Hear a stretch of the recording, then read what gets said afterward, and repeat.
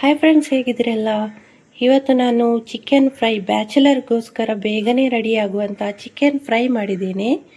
ನೋಡ್ತಾ ಇರ್ಬೋದು. ಬ್ಯಾಚುಲರ್ಸ್ ಅಂತಲ್ಲ, ಕೆಲಸಕ್ಕೆ ಹೋಗೋರು, ಹೌಸ್ ವೈಫ್ ಆಗಿರುವವರು ಕೂಡ ಈ ರೀತಿ ರೆಸಿಪಿಯನ್ನು ಮಾಡ್ಕೊಳ್ಬೋದು. ಯಾಕೆಂದರೆ ಈ ಶೆಕೆಯಲ್ಲಿ ಒಂದು ಸಲ ಬೇಗನೆ ಕೆಲಸ ಮಾಡಿ ಕುಳಿತುಕೊಳ್ಳುವ ಅಂತ ಅನಿಸ್ತದೆ ಅಲ್ವಾ? ಎಲ್ರಿಗೂ ಕೂಡ ಹಾಗೇನೆ ಅನಿಸ್ತದೆ. ಸೊ ಎಲ್ಲರೂ ಕೂಡ ಈ ಚಿಕನನ್ನು ಖಂಡಿತವಾಗಿ ಟ್ರೈ ಮಾಡಿ ನೋಡಿ, ತುಂಬಾ ಟೇಸ್ಟಿಯಾಗಿರ್ತದೆ. ನೋಡಿ, ಬಾಯಲ್ಲಿ ನೀರು ಬರ್ತಾ ಉಂಟ ಹೇಳಿ. ಯಾರಿಗೆ ಬಾಯಲ್ಲಿ ನೀರು ಬಂತು ಕಮೆಂಟಲ್ಲಿ ಹೇಳಿ, ಓಕೆನಾ? ನನಗಂತೂ ಬರ್ತಾ ಉಂಟು, ನಿಮ್ಗೆ ಗೊತ್ತಿಲ್ಲ ಬರ್ತಾ ಇದೆ ಅಂತ. ಈ ಈಸಿಯಾದ ರೆಸಿಪಿಯನ್ನು ನೀವು ಖಂಡಿತವಾಗ್ಲೂ ಮನೆಯಲ್ಲಿ ಟ್ರೈ ಮಾಡಿ. ಬನ್ನಿ ಫ್ರೆಂಡ್ಸ್, ಇದನ್ನು ಹೇಗೆ ಮಾಡಿದೆ ಅಂತ ಒಂದು ಸಲ ನೋಡ್ಕೊಂಡು ಬರುವ. ಇಲ್ಲಿ ಚಿಕನ್ ಎಲ್ಲ ತೊಳೆದು ಕ್ಲೀನ್ ಮಾಡಿ ಇಟ್ಟಿದ್ದೇನೆ. ಇದಕ್ಕೆ ಇವಾಗ ಕಟ್ಟು ಹಾಕಬೇಕು. ಎಲ್ಲ ಚಿಕನ್ಗೂ ಈ ರೀತಿ ಕಟ್ಟು ಹಾಕಬೇಕು. ನೋಡಿ, ಇದು ಮಸಾಲ ಹಾಕುವಾಗ ಇದರ ಒಳಗೆ ಎಲ್ಲ ಎಳ್ಕೊಳ್ಬೇಕು, ಅದಕ್ಕಾಗಿ ಕಟ್ಟು ಹಾಕೋದು. ನೋಡಿ,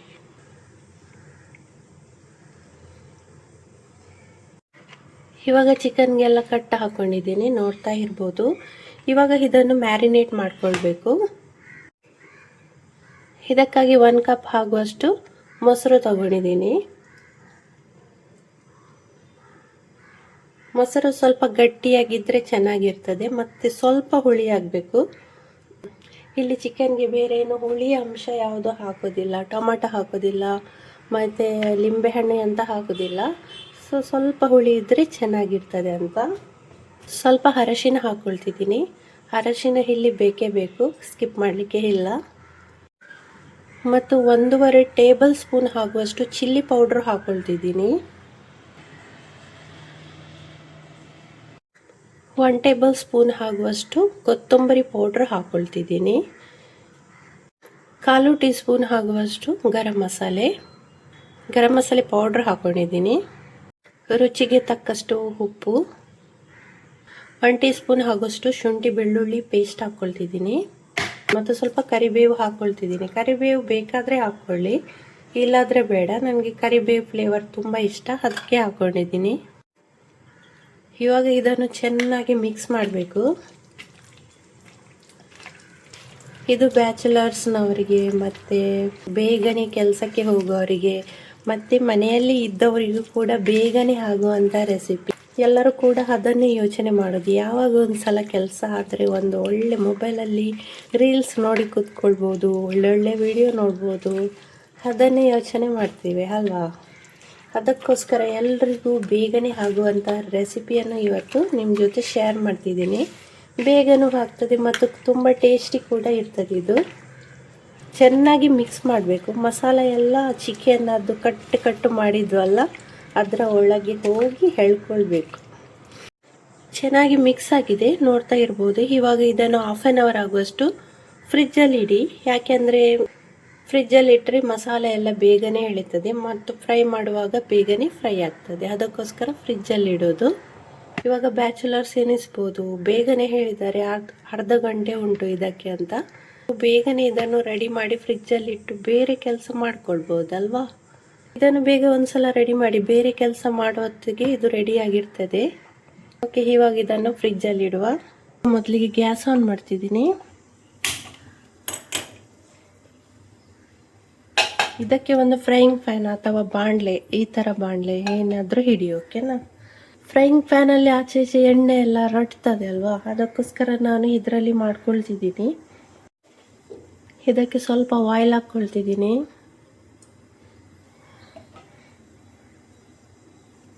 ಚಿಕನ್ ರೆಡಿ ಆಗಿದೆ, ನೋಡ್ತಾ ಇರ್ಬೋದು. ಇವಾಗ ಇದನ್ನು ಫ್ರೈ ಮಾಡುವ. ಇವಾಗ ಒಂದೊಂದೇ ಚಿಕನ್ ಹಾಕ್ಕೊಳ್ತಿದ್ದೀನಿ. ಇಲ್ಲಿ ಫ್ಲೇಮ್ ಸಿಮ್ಮಲ್ಲೇ ಇರಲಿ. ಇಲ್ಲಿ ಗ್ಯಾಸ್ ಫ್ಲೇಮ್ ಫಾಸ್ಟ್ ಇಟ್ಟರೆ ಒಳಗಡೆ ಎಲ್ಲ ಬೇಯೋದಿಲ್ಲ, ಅದಕ್ಕೋಸ್ಕರ ಗ್ಯಾಸ್ ಫ್ಲೇಮ್ ಸಿಮ್ಮಲ್ಲೇ ಇರಬೇಕು. ಒಂದು 2-3 ಸಲ ಈ ರೀತಿ ಉಲ್ಟಾ ಮಾಡಿ ಫ್ರೈ ಮಾಡ್ಕೊಳ್ಬೇಕಾಗ್ತದೆ.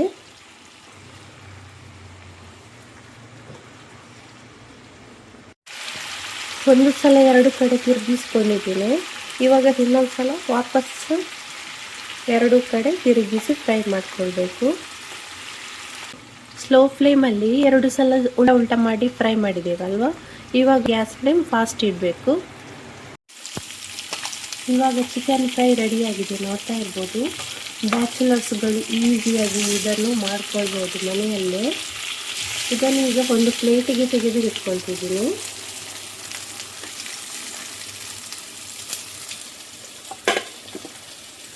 ನೋಡ್ತಾ ಇರ್ಬೋದು ಎಷ್ಟು ಚೆನ್ನಾಗಿ ಉಂಟಾವ, ಎಷ್ಟು ಸೂಪರಾಗಿ ಕಾಣ್ತಾ ಉಂಟು, ಹಾಗೆಯೇ ಟೇಸ್ಟಿ ಕೂಡ ಇದೆ.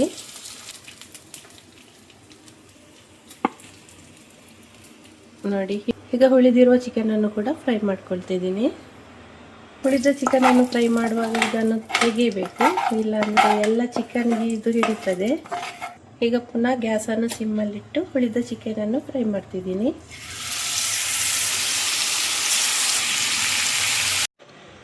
ಇವಾಗ ರುಚಿ ರುಚಿಯಾದ ಚಿಕನ್ ಫ್ರೈ ರೆಡಿ ಆಯಿತು ನೋಡಿ. ಬ್ಯಾಚುಲರ್ಗೆ ಕಷ್ಟನೇ ಇಲ್ಲ, ಫಟಾಫಟ್ ಅಂತ ಮಾಡ್ಕೊಳ್ಬೋದು.